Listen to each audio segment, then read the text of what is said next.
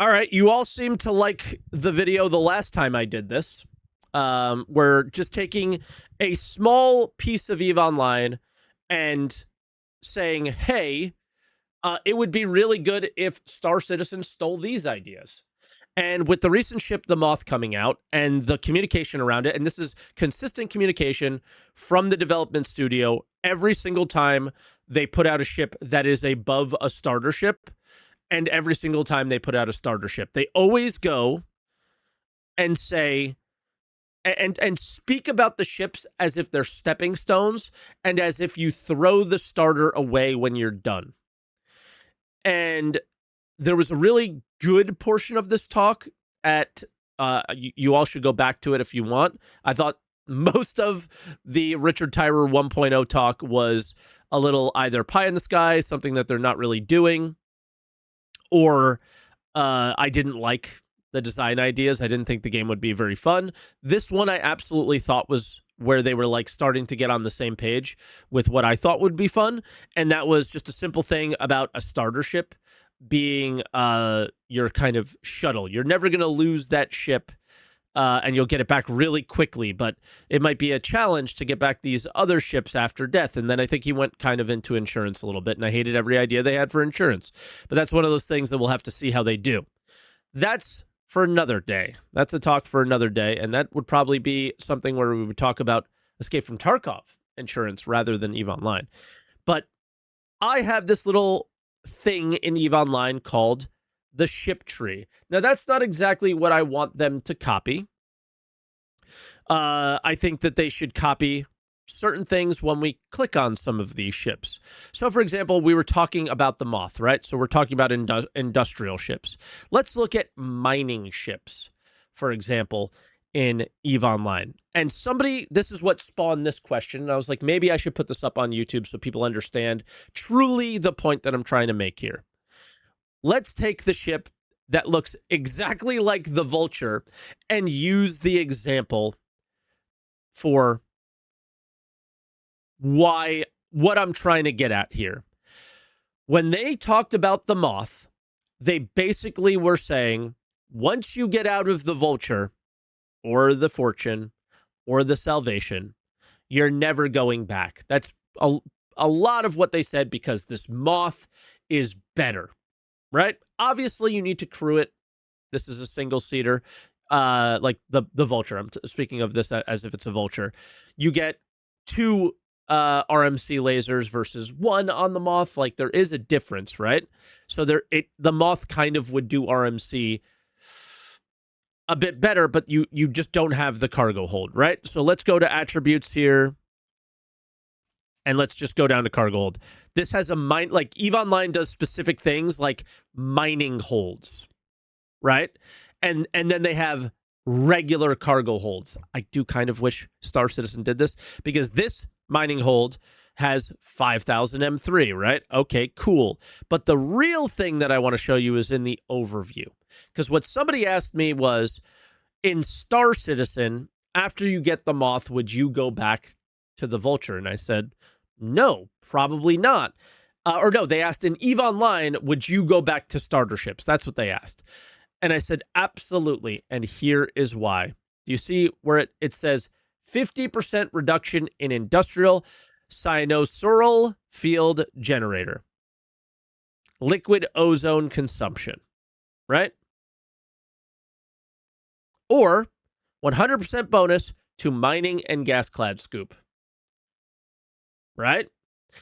So this ship will do gas mining better than the ships that you upgrade to from this, technically, right? But the more important thing is, this very cheap ship still has a use. An industrial cyanosural field generator, what this does is it can create basically a quantum marker in EVE Online that people can jump to. Okay? And they can jump to, like, from very far away. So this is a cheap ship that you can create that field from. Yeah, from outside the system. That's not relevant to Star Citizen players. So it is creating your own quantum marker but like better. So it has a utility still, even though it is a starter ship, right? Let's go to other ore ships, and then there's the upgraded version of this, right? Where this one is just, I think, has a better hold, if I'm not mistaken. Yeah, this one just has 12,500 hold, so it's just better. But the thing is, in EVE Online, ships are ammo, so these are just more expensive. But then if we look at the ships that you would actually use, like these are the most used ones, look at the percentage bonuses here. It says nothing about gas mining, right? So your gas miners are your ventures and your prospects. So these smaller ships. Your ore miners are your exhumers and barges. And then you have very special, and like these are some, like these are more like ice mining ships, right? Which is cool. And then you have industrial command ships that do these do, yeah, these do like mining, forbin, and shield command. These do like bursts that allow your mining lasers to have better distance or mine faster. It gives buffs. So your ships, like your moles or your Arastras and Orions in the future, instead of being really good at mining, they can give buffs to your mining ships, right? And that can be their thing. And maybe they have a big cargo hold and you can store ore in them, and maybe they have refineries on them or whatever, right? And this is like the ultimate version of that buff ship, right? And they also have like drones and stuff. But this thing right here is where CIG can have so many wins.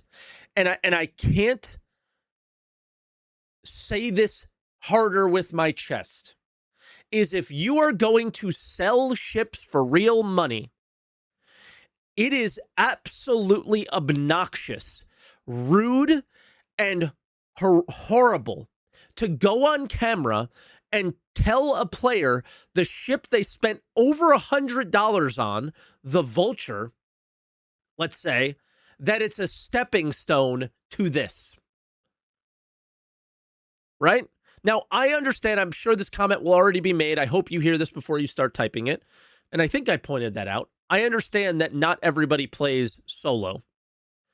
And again, a ship like the Vulture is, if you're just doing RMC, you do probably have a slight advantage to how quickly you gather RMC versus the Moth.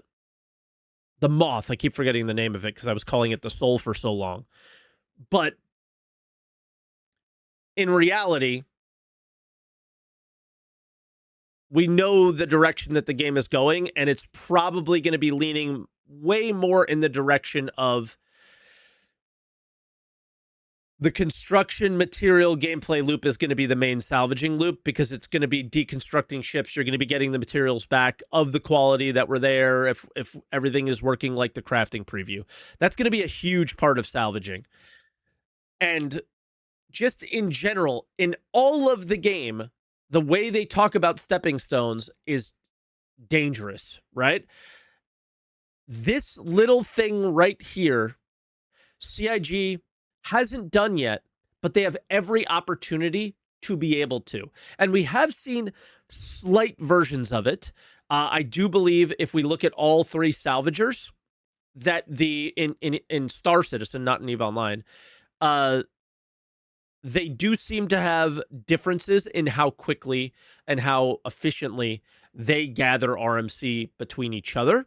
So there is a difference between the three. But if you're selling ships for real money, and type 1 in chat if you believe CIG will continue to sell ships after 1.0. I'll type 1 first, right? Or I got to it a little later than you guys, but I'll type 1 as well. And that's one of those things, like, I absolutely think they will. So if they are going to do that, they should really be utilizing something like this, where the ships that you had, you can go back to and utilize things like, hey, this is the only ship in its, kind of class that can use this thing. This is the only ship, or the only group of ships that do this more efficiently, right? We don't have gas harvesting in the game yet. That could be something that your smaller mining ships do really well. And then you can have maybe the larger ships help compress that gas or liquefy it or something like that, for the ability to move it away. Those are just silly examples. It doesn't matter. All I'm talking about, because this applies to every ship in Star Citizen, is they can just add these random characteristics to a number of ships that creates simple balancing between them. And there are more ships in EVE Online. I mean, this is just a ship tree of one company, right? Look at this. This is every faction, and they all have versions of this. If you go all the way up here, I think these ships do like special things. These T3 ships do all sorts of weird special things. Some ships are able to put on cloaks and other ones aren't, right? Like, there's just, you have just so much more room to create variety in the ships that people use, where the current system that they're building ships out, and they say they don't want metas, but they absolutely want you to believe there's a meta, so you buy the bigger, better, stronger, more expensive ship, right? So if this is their selling point for now, so they're able to make the game, it's grimy as fuck. But do you, King, right? Another example, this ship uses drones like better than most ships, right? This is a drone boat. It's really good at that. But it's in the same class. It's a T2 cruiser or heavy assault cruiser. But guess what? This faction has heavy assault cruisers, but this one does really good for projectile turrets and shield boosters, right? It's just totally different. So like these different factions and things like that. So like obviously EVE has metas, but there's reasons to use, like, oh my God, this ship is incredible. This ship's incredible. I don't even see it having a bonus for this, but this, oh no, this is the Vigil fleet issue. Let's go here. Yeah, here it is, the Vigil. 7.5% bonus to target painter, 10% bonus to target painter optimal range. If you've never played EVE Online and want to join a big fight, just bring this. It's so cheap. You put this little thing on called a target painter. You lock onto a target, and it makes everybody you're shooting at more accurate. Obviously, with Star Citizen, there's skills, things like that. I don't need to apply the target painter thing to Star Citizen. There's many things in EVE that you don't want to apply to Star Citizen. But this little bonus thing, missile boats, anybody?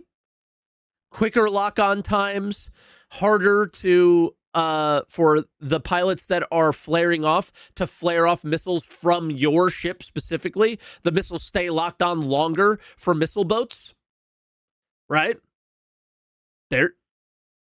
Why not something like that? Why not target painter for missile boats? A separate ship that makes it more accurate. Things like that. You can do all sorts of things like that. It doesn't matter. When you do this, when you just add bonuses out of thin air, the world is your oyster, right? To be able to create variety and give a use to all those ships that they spent millions on dollars making, and we spent nearly $1 billion on buying. right? So it's a very small thing.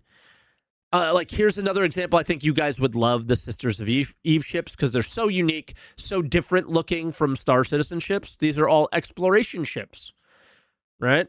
So these do scanning better, something we also don't really have in Star Citizen yet, right? So that's where your exploration ships can come in and be better at scanning and things like that, right? We don't currently have any of that. So that's one of those just discussions I wanted to have with you guys that are very special and very. This is why I talk about EVE Online all the time. It's not the grand wars and things, toxicity and things blowing up all the time. That's part of it. I think the EVE Online economy is better than any other game economy I've played. Albion being close, similar.